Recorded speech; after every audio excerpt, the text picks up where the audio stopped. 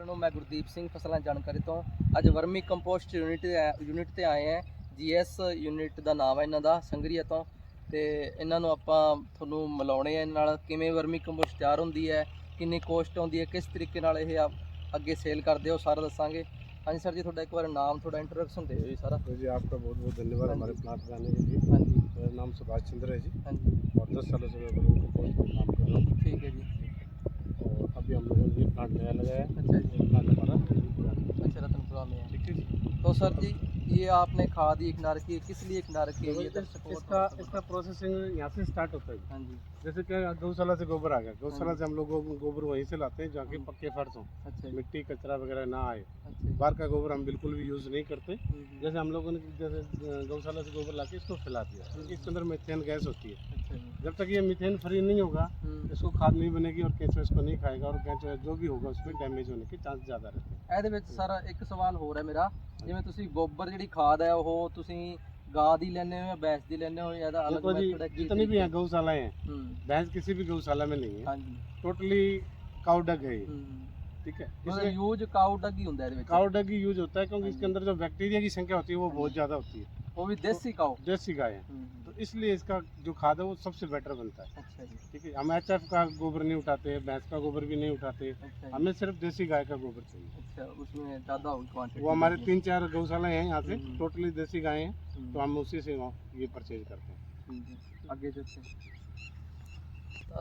ਹਾਂਜੀ, ਤੁਸੀਂ ਦੇਖ ਰਹੇ ਹੋ ਆਹ ਵਰਮੀ ਕੰਪੋਸਟ ਇਹਨਾਂ ਦੀ ਯੂਨਿਟ ਲੱਗੀ ਹੋਈ ਹੈ। ਇਹਨਾਂ ਨੂੰ ਆਪਾਂ ਸਾਰੇ ਸਵਾਲ ਪੁੱਛਾਂਗੇ, ਸਾਰੇ ਆਨਸਰ ਤੁਹਾਨੂੰ ਮਿਲਣਗੇ। ਜੋ ਵੀ ਕੋਈ ਤੁਹਾਡਾ ਸਵਾਲ ਹੋਇਆ ਕਮੈਂਟਾਂ ਰਾਹੀਂ ਸਾਨੂੰ ਪੁੱਛਿਓ, ਤੁਹਾਨੂੰ ਹੋਰ ਵੀ ਇਨਫੋਰਮੇਸ਼ਨ ਹੈ ਵੀ ਦਿੱਤੀ ਜਾਊਗੀ। ਤਾਂ ਤੁਹਾਨੂੰ ਮੈਂ ਪੁੱਛਣਾ ਚਾਹੁੰਦਾ ਹੈ ਤੇ ਆਪਣੇ ਜਿਹੜਾ ਤੁਸੀਂ ਆ ਵਰਮੀ ਕੰਪੋਸਟ ਯੂਨਿਟ ਲਾ ਰੱਖੀ ਹੈ, ਸਭ ਤੋਂ ਪਹਿਲਾਂ ਆਪਾਂ ਸਟਾਰਟ ਕਰਦੇ ਹਾਂ ਪਾਣੀ ਤੋਂ। ਜਿਵੇਂ ਤੁਸੀਂ ਫੋਗਰ ਲਾਉਣੇ ਹੋ ਤੇ ਆਹ ਲਾਉਣੇ ਹੋ, ਕਈ ਯੂਨਿਟਾਂ ਦੇ ਵਿੱਚ ਫੋਗਰ ਦੇਖਿਆ ਮੈਂ, ਤੁਸੀਂ ਫੁਆਰਾ ਲਾ ਰੱਖਿਆ, ਇਹਦਾ ਕੀ ਕਾਰਨ ਹੈ ਫੁਆਰੇ ਲਾਉਣ ਦਾ? देखो जी, फोगर जो है ना, फोगर तो क्या जी एक टेम्परेचर मेंटेन करने के लिए। हाँ जी।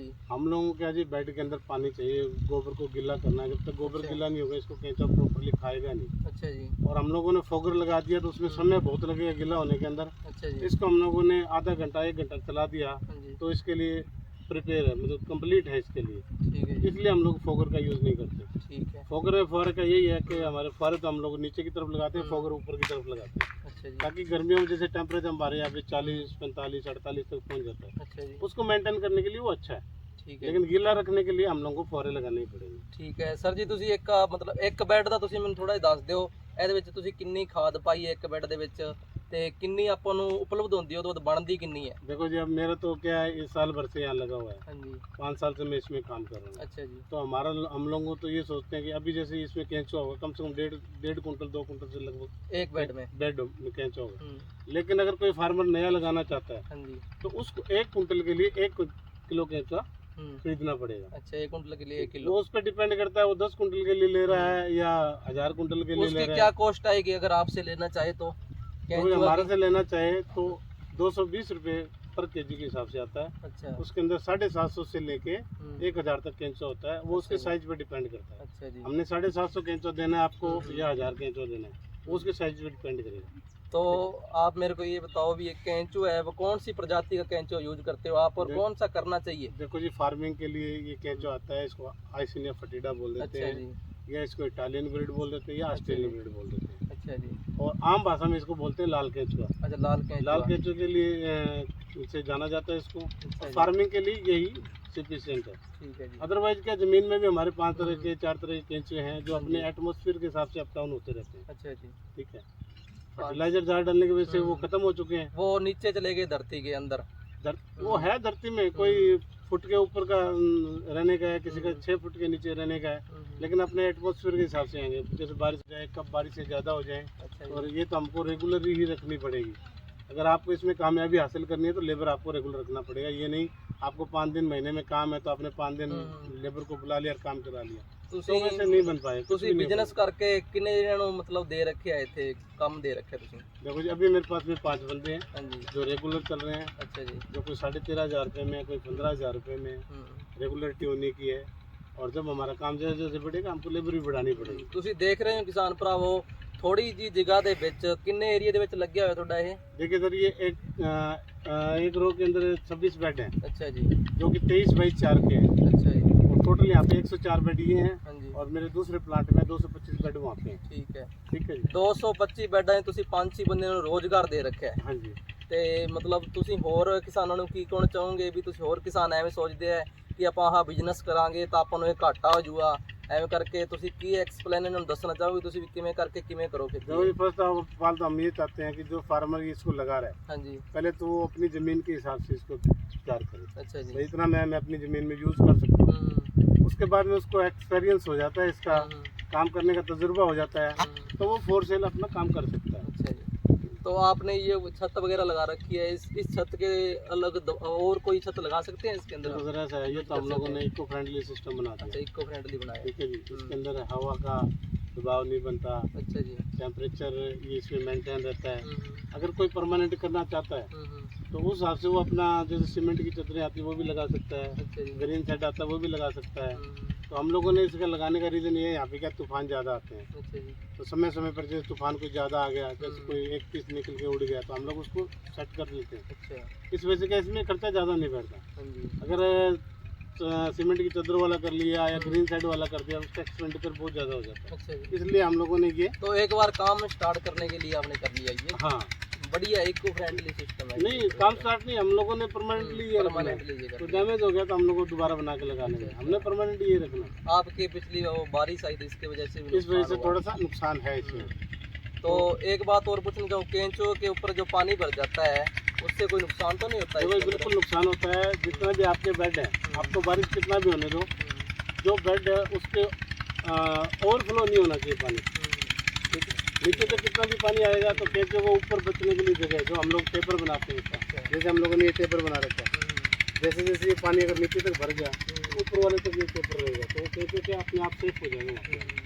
ਜਿਵੇਂ ਤੁਸੀਂ ਪਹਿਲਾਂ ਮੈਨੂੰ ਦੱਸ ਰਹੇ ਸੀ ਵੀ ਸਾਡਾ ਕੈਂਚੋ ਸੇਫ ਹੋ ਗਿਆ ਪਾਣੀ ਫੁੱਲ ਭਰ ਗਿਆ ਤੇ ਉੱਤੇ ਦੀ ਉੱਤੇ ਕੈਂਚੋ ਤੁਹਾਡੇ ਰਹੇ हाँ जी ਤੇ ਉਹ ਕੈਂਚੋ बचत ਦੇ ਵਿੱਚ ਰਹਿ ਗਏ वो ਸੀਗੇ। बचत में रहेगा। ਅੱਛਾ जी अगर ओवरफ्लो हो जाता हम्म। तो कैंचो पानी में डूब जाता तो वो 2 घंटे 3 घंटे निकाल लेता, अगर उससे ज़्यादा पानी रुकता है तो वो डैमेज हो ਇਸ जाएगा। ਕਰਕੇ ਤੁਸੀਂ ਦੱਸੋ ਵੀ ਕਿੰਨੀ ਉਚਾਈ ਤੇ ਆਪਾਂ ਨੂੰ ਲਾਉਣਾ ਚਾਹੀਦਾ ਹੈ ਜ਼ਮੀਨ ਤੋਂ ਧਰਾਤਲ ਤੋਂ देखो कितना जी ऊंचा लाना चाहिए आपका जो धरातल है, जो आपका स्पेस बना हुआ है ज़मीन का, उससे आप 1 फुट ऊपर रखें। अच्छा जी 1 फुट ऊपर रखने से रीज़न ये है अगर आपके बेड में ज़्यादा पानी आ भी गया तो वो पानी नीचे की तरफ निकल जाएगा और आपके पैसा सेफ रहेगा। अगर आप ज़मीन के बराबर लगाते हो और बारिश से ज़्यादा होती है तो बराबर आके वो पूरा खत्म हो जाएगा। ਠੀਕ ਹੈ ਜੀ ਤੇ ਤੁਹਾਡਾ ਮਤਲਬ ਸੇਲ ਕਰਨ ਦਾ ਕੀ ਪ੍ਰਾਈਸ ਹੈ ਇਹਦਾ?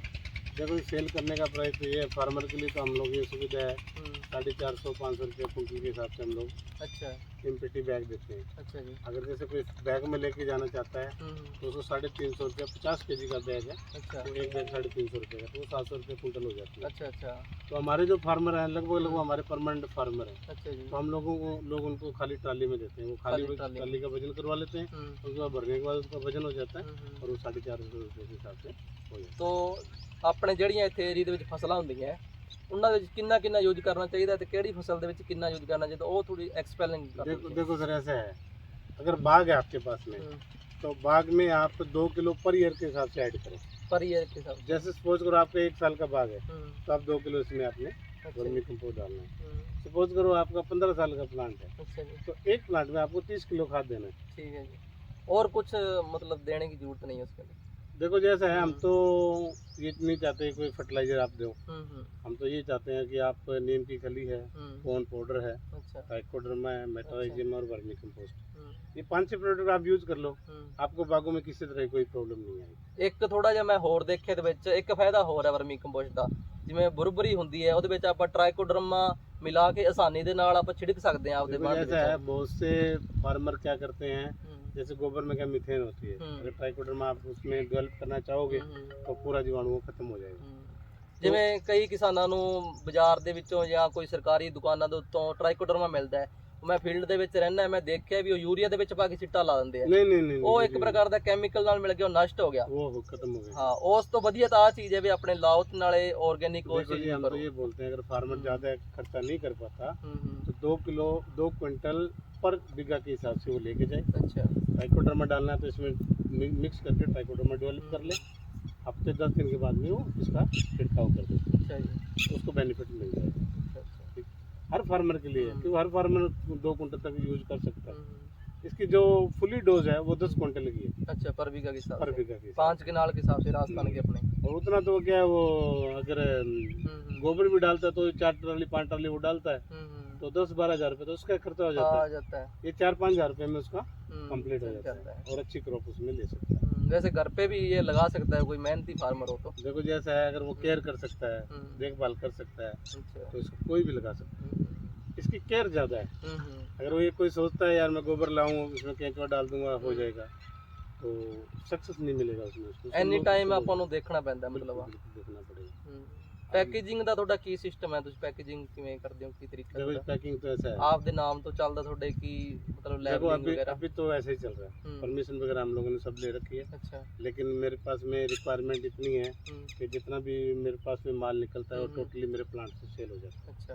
ठीक है, ये प्लान तो मैं उस समय करूँगा जब मेरे को यहाँ पे अधिकता हो जाए और फार्मर की डिमांड कम हो जाए तो मैं दुकानदारों को दूंगा, उससे पहले मैं अच्छा। दुकानदार को नहीं दे रहा। ਅੱਛਾ। ठीक है ना। ਤੇ ਇੱਕ ਤੁਹਾਨੂੰ ਮੈਂ ਲਾਸਟ ਦੇ ਵਿੱਚ ਗੱਲ ਆ ਪੁੱਛਦਾ ਵੀ ਕੋਈ ਹੋਰ ਫਾਰਮਰ ਨੂੰ ਤੁਸੀਂ ਕੀ ਸਲਾਹ ਦੇਣਾ ਚਾਹੋ, ਤੁਹਾਡੇ ਵਰਗਾ ਪ੍ਰੋਗਰਾਮ ਇਹ ਜੇ करना चाहे, कोई फार्मर सिस्टम लाना देखो जी, चाहे? हम तो फार्मर को ये बोल रहे हैं, अगर किसी फार्मर के पास में 10 बीघा जमीन है हाँ जी।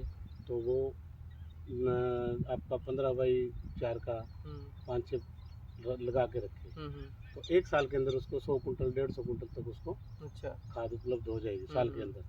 तो वो क्या हर साल उसको यूज कर सकता है, 10 कुंटल 15 कुंटल जैसा भी है उसको यूज कर सकता है, उसको अच्छा बेनिफिट आ जाएगा उसको। ਤੁਸੀਂ ਸਾਲ ਦੇ ਵਿੱਚ ਕਿੰਨਾ ਸੇਲ ਕਰ ਦਿੰਦੇ ਹੋ ਇੱਕ ਵਿੱਚ? देखो जी मेरे साल में है एक प्लांट का मेरा 500 टन माल है।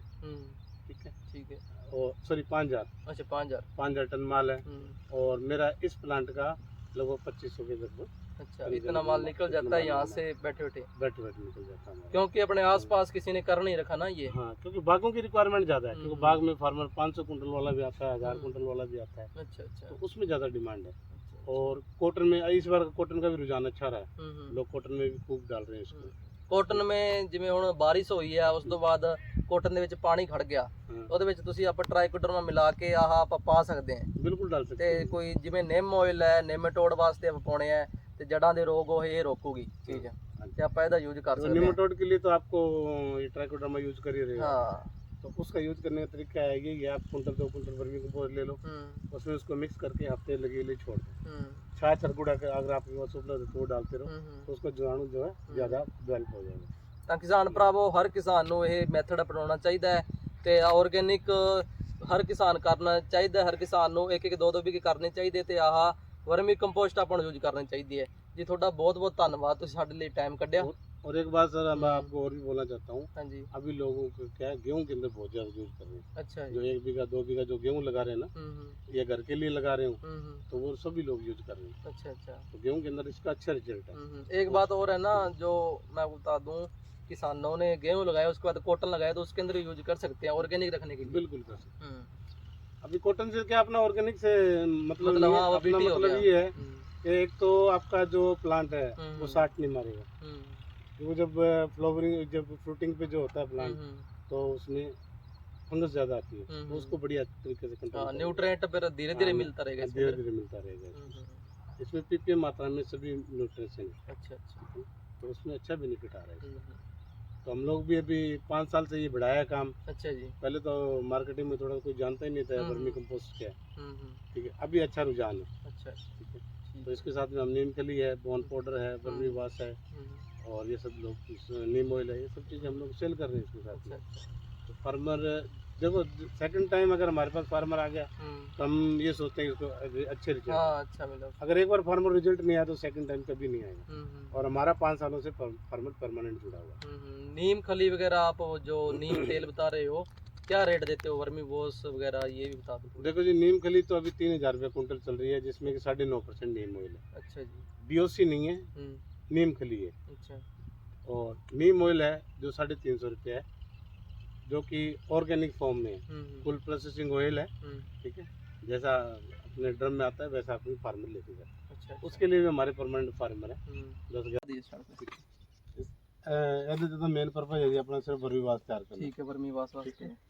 ਸਰਦੀਆਂ ਦੇ ਵਿੱਚ ਕੇਂਚੂ ਦੀ ਸੰਖਿਆ ਬਹੁਤ ਜ਼ਿਆਦਾ ਹੋ ਜਾਂਦੀ ਹੈ। ਠੀਕ ਹੈ। ਉਹਦਾ ਮਲ ਮੂਤਰ ਜਿਹੜਾ ਉਹ ਅਸੀਂ ਇਕੱਠਾ ਕਰ ਲੈਂਦੇ ਹਾਂ। ਠੀਕ ਹੈ। 6 ਤੋਂ 7 ਵਾਰ ਰੀਸਾਈਕਲਿੰਗ ਹੁੰਦੀ ਹੈ। ਠੀਕ ਹੈ तो छठी 7वीं बार ਜਿਹੜਾ ਮਾਲ ਨਿਕਲੂਗਾ ਹੂੰ ਵਰਮੀ ਕੰਪੋਸਟ ਅਸੀਂ ਸੇਵ ਕਰ ਲੈਂਦੇ ਹਾਂ ਉਹ ਫੋਰ ਸੇਲ ਹੋ ਜਾਂਦਾ ਠੀਕ ਇੱਕ ਆਹ ਫੁਆਰੇ ਤੁਸੀਂ ਲਾ ਰੱਖੇਗੇ ਇਹ ਫੁਆਰੇ ਜੀ ਹੂੰ ਜਿੰਨੀ ਰਿਕੁਆਇਰਮੈਂਟ ਹੈ ਉਸ ਹਿਸਾਬ ਨਾਲ ਇਹ ਫੁਆਰੇ ਚਲਾਏ ਨਹੀਂ ਫੋਗਰ ਤੇ ਫੁਆਰੇ ਦਾ ਮੈਨੂੰ ਥੋੜਾ ਜਿਹਾ ਫਰਕ ਦੱਸ ਦਿਓ ਇਹਦੇ ਵਿੱਚ ਕੀ ਹੈ ਫੁਆਰੇ ਦਾ ਤਾਂ ਇਹ ਹੈ ਵੀ ਆਪਾਂ ਨੂੰ 30 ਲੀਟਰ 50 ਲੀਟਰ ਘੰਟੇ ਦਾ ਪਾਣੀ ਦੇਣਾ ਉਹਨੂੰ ਹੂੰ ਠੀਕ ਹੈ ਠੀਕ ਹੈ ਉਹਦਾ ਪਾਣੀ ਵਾਸਤੇ ਠੀਕ ਹੈ ਫੋਗਰ ਹੁੰਦਾ ਸਿਰਫ ਨਮੀ ਆਪ ਟੈਂਪਰੇਚਰ ਮੇਨਟੇਨ ਕਰਨ ਵਾਸਤੇ ਠੀਕ ਹੈ ਫੋਗਰ ਦਾ ਮਤਲਬ ਇੰਨਾ ਯੂਜ਼ ਹੈ ਨਹੀਂ ਇੱਥੇ ਹਾਂ ਫੋਗਰ ਦਾ ਆਪਣਾ ਇੰਨਾ ਯੂਜ਼ ਨਹੀਂਗਾ ਠੀਕ ਹੈ ਜੀ ਠੀਕ ਹੈ ਜੇ ਆਪਾਂ ਫੋਗਰ ਲਾਵਾਂਗੇ ਤਾਂ ਇਸ ਵੇਲੇ ਆਪਾਂ ਸਾਰਾ ਦਿਨ ਹੀ ਚਲਾਣੇ ਪੈਣੇ ਠੀਕ ਹੈ ਬੈੱਡ ਗਿੱਲੇ ਨਹੀਂ ਹੋਣੇ ਉਹਨੂੰ ਜੋ ਹਵਾ 'ਚ ਹੈ ਉਹ ਹਾਂ, ਉੱਡਦਾ ਰਹਿੰਦਾ ਪਾਣੀ ਠੀਕ ਹੈ ਠੀਕ ਹੈ ਉਹ ਤਾਂ ਹੁੰਦਾ ਫੋਗਰ ਠੀਕ ਉਹ ਫੋਗਰ ਲੱਗਦੇ ਉੱਤੇ ਠੀਕ ਹੈ ਉਤਲੀ ਸਾਈਡ ਲਟਕਾਣੇ ਪੈਣਗੇ ਉਹ ਤਾਂ ਹੋ ਗਏ ਫੋਗਰ ਹੂੰ ਠੀਕ ਹੈ ਇਹ ਫੁਆਰੇ ਆ ਆਪਾਂ ਨੂੰ ਵੀ ਬੈੱਡ ਗਿੱਲੇ ਕਰਨੇ ਚੰਗੀ ਤਰ੍ਹਾਂ ਤੇ ਆਪਾਂ ਨੂੰ ਇਹ ਫੁਆਰੇ ਠੀਕ ਹੈ ਆਹ ਤੁਸੀਂ ਵਰਮੀ ਵਾਸ਼ ਰੱਖ ਰੱਖਿਆ ਇਹਦੇ ਵਿੱਚ ਇਹ ਵਰਮੀ ਵਾਸ ਹੈ ਜੀ ਆਹ ਥੋੜਾ ਜਿਹਾ ਮੈਂ ਦਿਖਾ ਦਿਆਂ ਆ ਪੂਰਾ ਪਿਓਰ ਵਰਮੀ ਵਾਸ਼ ਕੀ ਯੂਜ਼ ਹੁੰਦਾ ਹੈ ਮੈਨੂੰ ਐਂ ਦੱਸ ਥੋੜਾ ਜਿਹਾ ਇੱਕ ਇਹਦੇ ਵਿੱਚ ਇਹਦੇ 'ਚ ਮਾਈਕਰੋ ਨਿਊਟ੍ਰੀਐਂਟ ਹੈ ਠੀਕ ਹੈ ਇਹਨੂੰ ਆਪਾਂ ਮੇਨਲੀ ਤਾਂ ਆਪਾਂ ਗਰੋਥ ਪ੍ਰੋਮੋਟਰ ਵਾਸਤੇ ਯੂਜ਼ ਕਰਦੇ ਠੀਕ ਹੈ ਜੀ ਤੇ ਜਿਵੇਂ ਨਰਮਾ ਹੈ ਜਾਂ ਕੋਈ ਵੀ ਫਸਲ ਹੈ ਵੱਧਦੀ ਨਾ ਹੋਵੇ ਠੀਕ ਹੈ ਬ੍ਰਾਂਚਾਂ ਦਾ ਵਿਕਾਸ ਨਾ ਹੁੰਦਾ ਹੋਵੇ ਉਸ ਟਾਈਮ ਆਪਾਂ ਤੇ ਮਤਲਬ ਸੋਇਲ ਦੇ ਉੱਤੇ ਵੀ ਦੇ ਸਕਦੇ ਹਾਂ ਕਿ ਆਪਾਂ ਬਿਲਕੁਲ ਸਿੱਧੇ ਸੋਇਲ ਦੇ ਪਾਣੀ ਦੇ ਨਾਲ ਦੇ ਸਕਦੇ ਹਾਂ ਜੇ ਸਪਰੇਅ ਕਰਨ ਦਾ ਜ਼ਿਆਦਾ ਇਹਦੀ ਡੋਜ਼ ਵਗੈਰਾ ਕੀ ਰਹੂਗੀ ਜੇ ਆਪਾਂ ਪਾਈਏ ਤਾਂ ਜਦੋਂ ਡੋਜ਼ ਤਾਂ ਇਹਦੀ ਹੈਗੀ ਹੈ 100 ਲੀਟਰ ਪਾਣੀ 'ਚ 5 ਲੀਟਰ ਠੀਕ ਹੈ ਠੀਕ ਹਾਂ ਬਾਕੀ ਢੋਲਕੀ ਦੇ ਹਿਸਾਬ ਨਾਲ ਜਿੰਨਾ ਕੁ ਤੁਸੀਂ ਪਾਣੀ ਦਾ ਉਸ ਹਿਸਾਬ ਨਾਲ ਐਵਰੇਜ ਕੱਢ ਕੇ ਤੁਸੀਂ ਸਪਰੇਅ ਕਰ ਸਕਦੇ ਹੋ ਠੀਕ ਆ ਕਿੰਨਾ ਇਹਦੇ ਕੋਲ ਸੀਜ਼ਨ ਦਾ 1500 2000 ਲਾਸਟ ਤਿਆਰ ਹੁੰਦਾ ਠੀਕ ਹੈ ਐ ਤਾਂ ਪਾਣੀ ਨਿਕਲਦਾ ਰਹਿੰਦਾ ਪਰ ਆਪਾਂ ਉਹਨੂੰ ਸੇਵ ਨਹੀਂ ਕਰਦੇ ਠੀਕ ਹੈ ਮੇਨਲੀ ਤਾਂ ਆਪਾਂ ਜਿਹੜਾ ਸਰਦੀਆਂ 'ਚ ਤਿਆਰ ਹੋਊਗਾ ਉਹ ਹੀ ਰੱਖਾਂਗੇ ਨਹੀਂ ਆਹ ਥੋੜਾ ਜਿਹਾ ਮੈਨੂੰ ਤੁਸੀਂ ਤਰੀਕਾ ਦੱਸ ਦਿਓ ਕੱਢਣ ਦਾ ਤੁਸੀਂ ਆਹ ਇਕੱਠਾ ਕਿਵੇਂ ਕੀਤਾ ਇਹਦੇ ਵਿੱਚ ਦੇਖੋ ਜੀ ਹੂੰ ਇਧਰ ਆ ਜਾਓ ਸੁਣੀ ਠੀਕ ਹੈ ਇਹਦੇ ਜਿੰਨਾ ਪਾਣੀ ਆਊਗਾ ਹੂੰ ਉਹ ਬਾਹਰ ਆਊਗਾ ਠੀਕ ਹੈ ਜਿਹੜਾ ਮਤਲਬ ਜਿਹੜਾ ਆਪਾਂ ਉੱਪਰ ਪਾਣੀ ਛੱਡਤਾ ਉਹ ਥੱਲੇ ਆਊਗਾ ਉਹ ਆਪਣੇ ਥੱਲੇ ਆਪ। ਆਊਗਾ ਠੀਕ ਹੈ ਇਹ ਥੱਲੇ ਆ ਗਿਆ ਪਾਣੀ ਠੀਕ ਹੈ ਇਸ ਪਾਣੀ ਨੂੰ ਰੀਸਾਈਕਲ ਕਰਦਾ ਹੈ ਦੁਬਾਰਾ ਠੀਕ ਹੈ ਛੋਟੀ ਮੋਟਰ ਲਾ ਕੇ ਤੇ ਵਾਪਸ ਇਹ ਪਾਣੀ ਇਹਦੇ 'ਚ ਪਾਉਣਾ ਠੀਕ ਹੈ ਇੱਕ ਕੰਡੀਸ਼ਨ ਇਹਦੀ ਇਹ ਆ ਜੂ ਇਹ ਨਾ ਬੂੰਦ ਬੂੰਦ ਆ ਕੇ ਇਹਦੇ 'ਚ ਇਕੱਠਾ ਹੋਣਾ ਸਟਾਰਟ ਹੋ ਜੂ ਅੱਛਾ ਵੀ ਹੁਣ ਤੱਕ ਇਹ ਥੋੜੀ ਬਾਰਿਸ਼ਾਂ ਬੁਰਸ਼ਾਂ ਕਰਕੇ ਥੋੜਾ ਪਾਣੀ ਗਿਆ ਪਿਆ ਇਹ ਵਾਪਸ ਇਹਦੇ 'ਚ ਪਾਣਾ ਠੀਕ ਜਦੋਂ ਬੂੰਦ ਬੂੰਦ ਕਰਕੇ ਜਦੋਂ 36 37 ਵਾਰ ਜਿਹੜਾ ਇਕੱਠਾ ਹੋਊਗਾ ਹੂੰ ਉਹ ਆਪਾਂ ਸੇਵ ਕਰ ਲਾਂਗੇ ਹੁਣ 36 ਇਹਦਾ 37 ਵਾਰ ਫਰਕ ਹੈ ਹਾਂ ਉਹ ਗਾੜਾ ਪੂਰਾ ਹਾਂ ਵਾਟਰ ਇਹ ਜਮਾ ਪਤਲਾ ਪਿਆ ਇਹ ਆਪਣੇ ਕਿਸੇ ਕੰਮ ਦਾ ਨਹੀਂ ਹੈ ਠੀਕ ਹੈ ਠੀਕ ਹੈ ਨਾ ਉਹਦੇ ਦੀ ਤੁਸੀਂ ਦੇਖ ਸਕਦੇ ਹੋ ਕਿਸਾਨ ਭਰਾਵੋ ਇਹਨਾਂ ਦੀ ਆ ਯੂਨਿਟ ਲੱਗੀ ਹੋਈ ਹੈ ਚੱਲਦੇ ਆ ਬਾਰਿਸ਼ ਦੇ ਕਾਰਨ ਵੀ ਪਰੇਸ਼ਾਨੀ ਆਈ ਹੈ ਹਾਂ ਥੋੜਾ ਗਿੱਲਾ ਹੋਇਆ ਪਿਆ ਥੋੜਾ ਜਿਹਾ ਗਿੱਲਾ ਹੋ ਰਿਹਾ ਹੈ ਸਿਸਟਮ ਜਿਹੜਾ ਇਹਨਾਂ ਨੇ ਲਾ ਰੱਖਿਆ ਹੁਣ ਆਪਾਂ ਅੱਗੇ ਚੱਲਦੇ ਹਾਂ ਠੀਕ ਹੈ ਜੀ ਐਸ ਰੋਡ ਆਪਾਂ ਪਹਿਲਾਂ ਗੋਬਰ ਠੰਡਾ ਕਰਨਾ ਠੀਕ ਹੈ ਇਸ ਲੋੜ ਜਿਵੇਂ ਹੁਣ ਇਹ ਢੇਰੀਆਂ ਲੱਗੀਆਂ ਹਾਂਜੀ ਇਹ ਢੇਰੀਆਂ ਭਾਵੇਂ ਸਾਲ ਪਈ ਰਹੇ ਠੰਡੀ ਨਹੀਂ ਹੁੰਦੀ ਮਿਥੇਨ ਇਹਦੀ ਨਹੀਂ ਜਾਂਦੀ ਠੀਕ ਹੈ ਇਹਨੂੰ ਆਪਾਂ ਕੋਈ ਕਲਟੀਵੇਟਰ ਮਾਰ ਕੇ ਜਾਂ ਕਿਵੇਂ ਲੇਬਰ ਲਾ ਕੇ ਠੀਕ ਹੈ ਇਹਨੂੰ ਆਪਾਂ ਫੁੱਟ ਦੀ ਮੋਟਾਈ ਨਾਲ ਇਹਨੂੰ ਛੱਡ ਦੇਣਾ ਠੀਕ ਹੈ ਛੱਡ ਦੇਣਾ ਜਿੰਨਾ ਸੁੱਕਦਾ ਉਹਨੂੰ ਸੁੱਕਣ ਦਾ ਕੋਈ ਦਿੱਕਤ ਨਹੀਂ ਜਿੰਨਾ ਸੁੱਕੂ ਉਨੀ ਵਧੀਆ ਇਹਦੀ ਮਿਥੇਨ ਖਤਮ ਹੋ ਜੂਗੀ ਠੀਕ ਹੈ ਜੀ ਠੀਕ ਹੈ ਪਾਣੀ ਨਹੀਂ ਪਾਣਾ ਆਪਾਂ ਠੀਕ ਹੈ ਪਾਣੀ ਨਹੀਂ ਪਾਉਣਾ ਪਾਉਂਗੇ, ਮਤਲਬ ਧੁੱਪ ਨਾਲ ਆਪਣੇ ਆਪ ਸੈੱਟ ਹਾਂ, ਹੋਊਗਾ ਆਪਣੇ ਆਪ ਸੈੱਟ ਹੋਊਗਾ ਜਿੱਥੇ ਪਾਣੀ ਪਾਉਂਗੇ ਜਿੱਥੇ ਜਿੱਥੇ ਹਰਾ ਰਹਿ ਗਿਆ ਠੀਕ ਉੱਥੇ ਇਹਦੀ ਮਿਥੇਨ ਬਣੀ ਰਹੂਗੀ ਠੀਕ ਹੈ ਉਹ ਜਦੋਂ ਤੁਸੀਂ ਬੈੱਡਾਂ 'ਚ ਪਾਓਗੇ ਹੂੰ ਤੇ ਕੇਂਚੇ ਨੇ ਕੋਈ ਕੰਮ ਨਹੀਂ ਕਰਨਾ ਠੀਕ ਹੈ ਜੀ ਠੀਕ ਹੈ ਜੀ ਉੱਧਰ ਜਾਣ ਦੀ ਪ੍ਰਕਿਰਿਆ ਆਪਾਂ ਛਾਣਨ ਵਾਲੇ ਕੋਲ ਚੱਲੀਏ ਤੁਸੀਂ ਜਿਹੜਾ ਲਾਸਟ ਦੀ ਪ੍ਰੋਸੈਸਿੰਗ ਹੈ ਇਹਨੂੰ ਕਿੰਨਾ ਟਾਈਮ ਹੋ ਗਿਆ ਤੁਹਾਨੂੰ ਅੰਦਾਜ਼ਨ ਵਿੱਚ ਇਹ ਹਫਤਾ ਹੋ ਗਿਆ ਨਹੀਂ ਪਾਇਆ ਪ੍ਰੋਸੈਸਿੰਗ ਪੂਰਾ ਠੰਡਾ ਕਰਕੇ ਤੁਸੀਂ ਉੱਧਰ ਲੈ ਏਰੀਆ ਠੰਡਾ ਕਰਕੇ ਤੇ ਫਿਰ ਆ ਤੁਸੀਂ ਸਟਾਰਟ ਕਰਿਆ ਕੰਮ ਹਾਂ ਹੁਣ ਇਹ ਥੋੜਾ ਛੋਟਾ ਹੈ ਨਾ ਹਲਕਾ ਹੈ ਕੇਂਚਾ ਹੂੰ ਹੁਣ ਇਹਨੂੰ ਖੁਰਾਕ ਮਿਲ ਗਈ ਇਹ ਜਮਾ 10-15 ਦਿਨ ਪੂਰਾ ਮੋਟਾ ਹੋ ਜੂ ਠੀਕ ਇਹ ਥੋੜੀ ਜੀ ਸਾਨੂੰ ਪ੍ਰਜਾਤੀ ਦੱਸ ਦਿਓ ਕਿਹੜੀ ਹੈ ਜੀ ਇਹ ਆਈਸੀਨਾ ਫਟੇੜਾ ਹੈ ਜੀ ਅੱਛਾ ਆਈਸੀਨਾ ਆਸਟ੍ਰੇਲੀਅਨ ਬਿਟ ਕਹਿੰਦੇ ਨੇ ਇਟਾਲੀਅਨ ਬਿਟ ਕਹਿੰਦੇ ਨੇ ਆਪਾਂ ਅੱਛਾ ਜੀ ਠੀਕ ਹੈ ਜੀ ਠੀਕ ਹੈ ਆ ਛੋਟਾ ਰਹਿਣ ਦਾ ਰੀਜ਼ਨ ਹੈ ਇਹਨੂੰ ਆਪਾਂ ਟਾਈਮ ਨਾਲ ਖੁਰਾਕ ਨਹੀਂ ਦੇ ਪਾਏ ਅੱਛਾ ਅੱਛਾ ਪਾਣੀ ਇਹਦੀ ਖੁਰਾਕ ਹੈ ਹਾਂ ਨਹੀਂ ਗੋਬਰ ਗੋਬਰ ਹਾਂ ਜਿੰਨਾ ਗੋਬਰ ਨਰਮ ਹੋਊਗਾ ਨਮੀ ਵੀ ਚਾਹੀਦੀ ਹੈ ਮਤਲਬ ਇਸ ਨੂੰ ਜੇ ਆਪਾਂ ਪਾਣੀ ਨਾ ਪਾਵਾਂਗੇ ਤਾਂ ਗੋਬਰ ਨਰਮ ਨਹੀਂ ਹੋਣਾ ਨਰਮ ਨਹੀਂ ਹੋਣਾ ਤਾਂ ਇਹਨੇ ਖਾਣਾ ਨਹੀਂ ਠੀਕ ਹੈ ਤੁਸੀਂ ਮੈਨੂੰ ਉਹ ਦਿਖਾ ਦਿਓ ਤੁਹਾਡਾ ਕੀ ਪ੍ਰਕਿਰਿਆ ਤੁਸੀਂ ਕਿਸ ਤਰੀਕੇ ਨਾਲ ਇਹਨੂੰ ਤਿਆਰ ਕਰਦੇ ਹੋ ਅੱਗੇ ਠੀਕ ਹੈ ਇਹਦੇ ਵਿੱਚ ਜਿਹੜਾ ਕੇਂਚਾ ਕੁਝ ਹੋਊਗਾ ਮਾੜਾ ਮੋਟਾ ਉਹ ਅੱਗੇ ਆ ਜਾਣਾ ਸਾਰਾ ਠੀਕ ਹੈ ਤੁਸੀਂ ਮਟੀਰੀਅਲ ਇੱਥੋਂ ਪਾਉਣੇ ਆ ਮਟੀਰੀਅਲ ਇੱਥੋਂ ਪਾਤਾ ਆਪਾਂ ਠੀਕ ਹੈ ਠੀਕ ਹੈ ਤੇ ਜਿੰਨਾ ਕੇਂਚਾ ਬਾਹਰ ਆਊਗਾ ਉਹ ਅਸੀਂ ਵਾਪਸ ਅੱਛਾ ਤੇ ਲੇਬਰ ਲੱਗੀ ਹੁੰਦੀ ਹੈ ਠੀਕ ਹੈ ਉਹ ਇਹਦੇ ਅੰਦਰ ਪਾਉਂਦੇ ਨੇ ਮਕੈਨੀਕਲ ਸਿਸਟਮ ਹੈ ਇਹ ਮੋਟਰ ਨਾਲ ਚੱਲਦਾ ਹੈ ਕਿ ਹਾਂ ਮੋਟਰ ਲੱਗੀ ਹੋਈ ਹੈ ਅੱਛਾ ਅੱਛਾ ਕਈ ਤਾਂ ਮਤਲਬ ਵਰਮੀ ਕੰਪੋਸਟ ਯੂਨਿਟਾਂ ਮੈਂ ਦੇਖੀਆਂ ਮਤਲਬ ਆਪਣੇ ਆਪ ਫੇਰਦੇ ਹੱਥ ਨਹੀਂ ਤਾਂ ਇੰਨਾ ਵੱਡਾ ਕੰਮ ਹੈ ਤਾਂ ਆਪਣੇ ਹੱਥ ਨਾਲ ਕੰਮ ਨਹੀਂ ਚੱਲਣਾ ਹਾਂ ਸਹੀ ਹੈ ਠੀਕ ਹੈ ਨਾ ਮਸ਼ੀਨ ਬਹੁਤ ਜ਼ਰੂਰੀ ਹੈ ਹਾਂ ਆ ਰੈਡੀ ਹੈ ਜੀ ਰੈਡੀ ਫॉर ਸੇਲ ਹੈ ਉਹ ਬਾਅਦ ਤਿਆਰ ਹੋਈ ਵੀ ਹੈ ਇਹ ਹਾਂ ਠੀਕ ਹੈ ਜੀ ਆ ਬੈਗ ਪੈਕਿੰਗ ਕਰਦੇ ਜੀ ਦੁਕਾਨਦਾਰ ਵਗੈरह है ਠੀਕ ਹੈ ਜਿਹੜੇ ਲੈ ਕੇ ਜਾਂਦੇ ਕੋਈ 2 ਬੈਗ 400 ਬੈਗ ਜਿਹੜੇ ਵੀ ਹੈ ਤੁਹਾਡੇ ਇੱਥੋਂ ਹੀ ਵਿਕ ਜਾਂਦਾ ਹੈ ਹਾਂ ਮਾਲ ਇੱਥੇ ਵੀ ਹੁੰਦੇ ਸਰ ਠੀਕ ਹੈ ਜੀ चाहे कब बारिश से ज़्यादा हो जाए तो हमको